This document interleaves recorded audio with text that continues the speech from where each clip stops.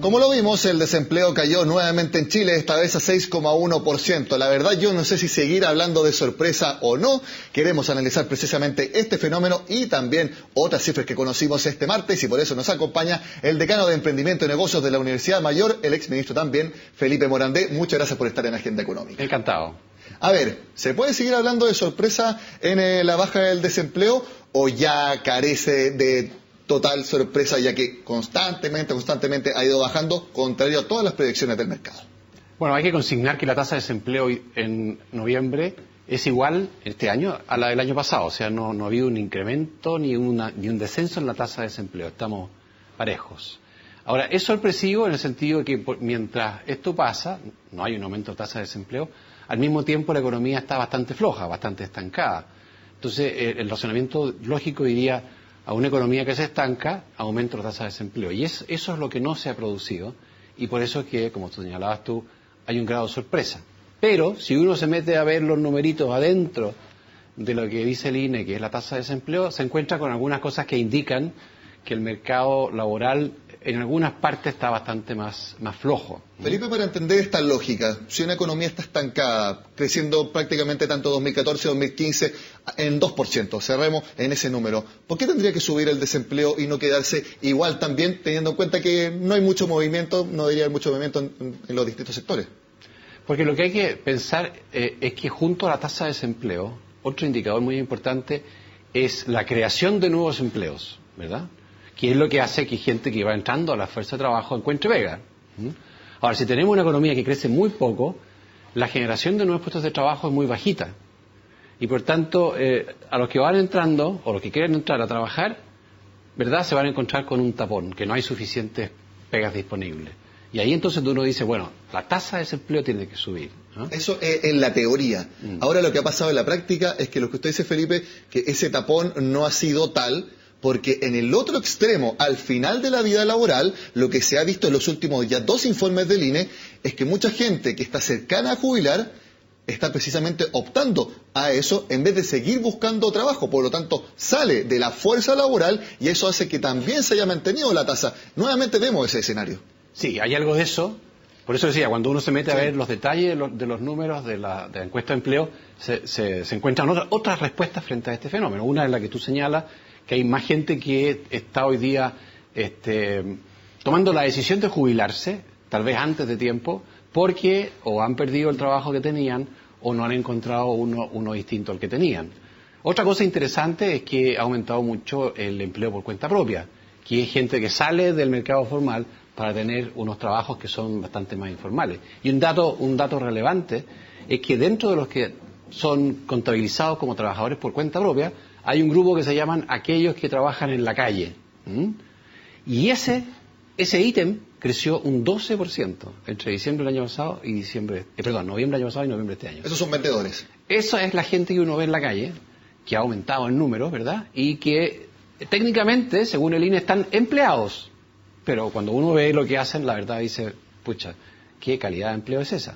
O sea que estamos viendo un deterioro en la calidad del empleo neta, por más que la cifra gruesa diga lo contrario.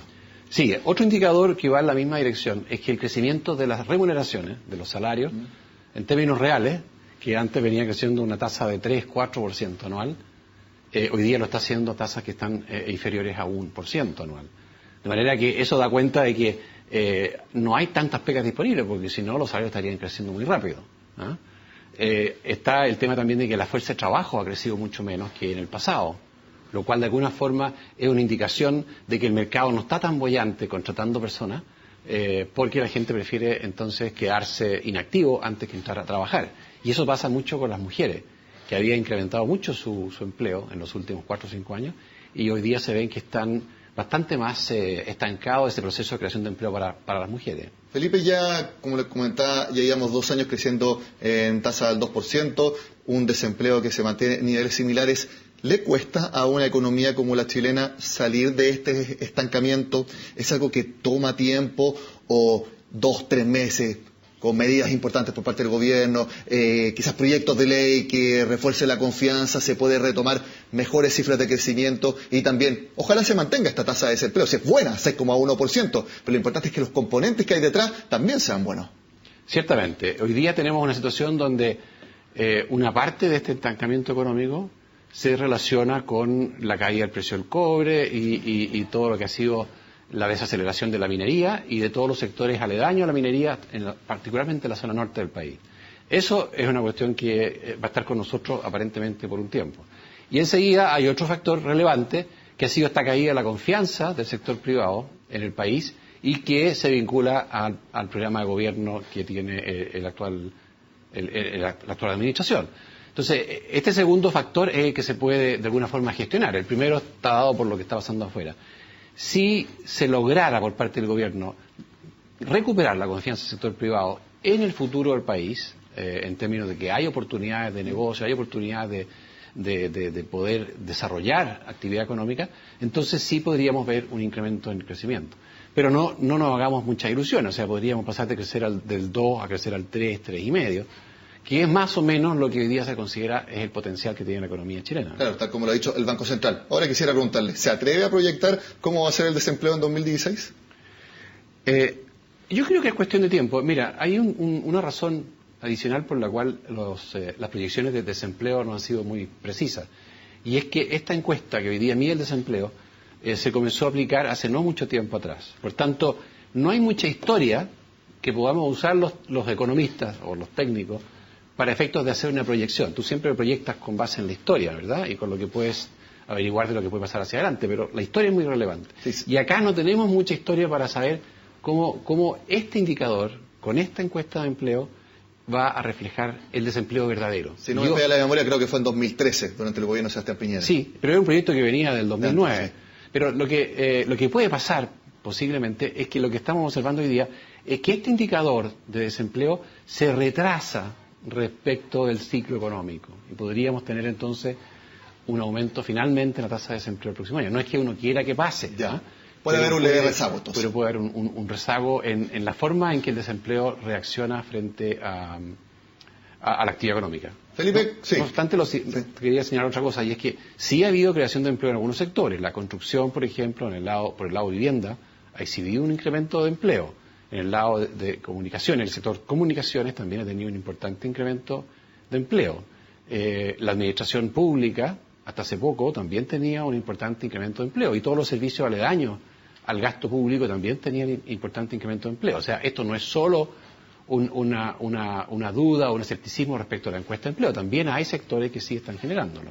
Bueno, usted menciona sectores, precisamente el INE no solamente informó el desempleo, sino que también el desempeño de los sectores económicos durante noviembre. Pasamos a revisar una gráfica que les hemos preparado que resume cómo fue el desempeño de los distintos rubros durante el penúltimo mes de 2015. Veamos entonces, según lo informó el Instituto Nacional de Estadísticas. Minería, como vemos en pantalla, 1,3% de crecimiento por una mayor producción de cobre. Y minería ha sido el sector que yo creo ha sido más volátil durante todo el año, con fuertes caídas, fuertes alzas y algunos números bastante más estables. Las manufacturas, un sector que sí ha caído bastante durante el año, 0,2% a la baja. Electricidad, gas y agua, los servicios relacionados con estos precisamente sectores, cayendo 0,4%. Me atrevería a decir que la primera caída de electricidad, gas y agua en lo que va del año.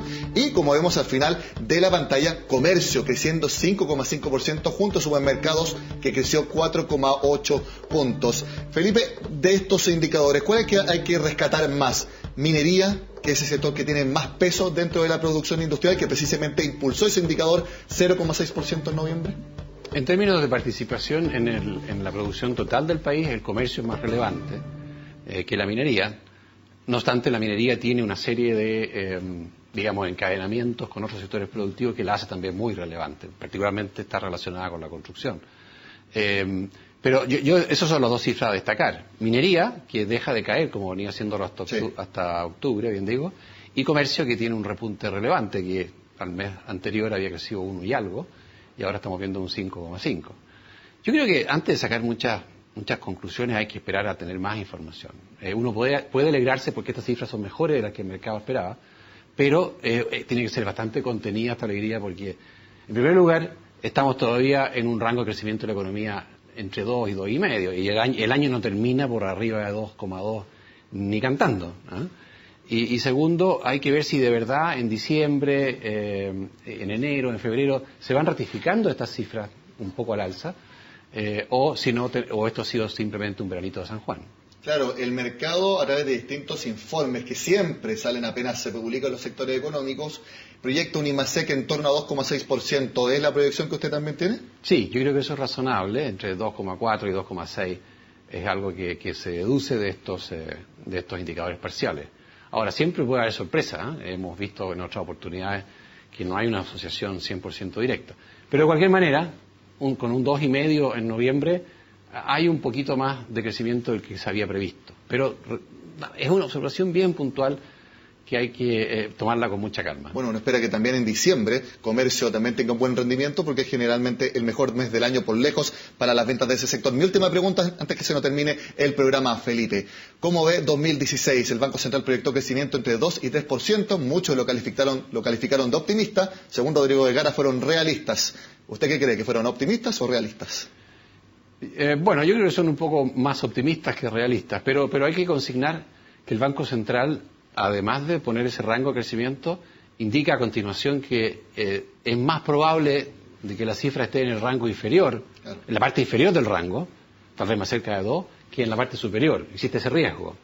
Y con eso salva un poco esta crítica que se le ha hecho. Es decir, él se pone también en el escenario de que el crecimiento pudiera estar por debajo de 2,5, que es el centro del rango ese. ¿Usted está por ahí entonces? ¿2,2, 2,1 el próximo año? Sí, es que uno no ve que haya drivers, como decimos los técnicos, muy importantes, porque por un lado las exportaciones están de capa caída, ¿verdad? Por lo que está pasando en China, esencialmente. La inversión está deprimida porque el sector privado todavía no recupera confianza. El consumo, bueno, ahora parece que puede tener algún repunte, pero si uno mira la confianza de los consumidores está todavía en terreno bastante negativo.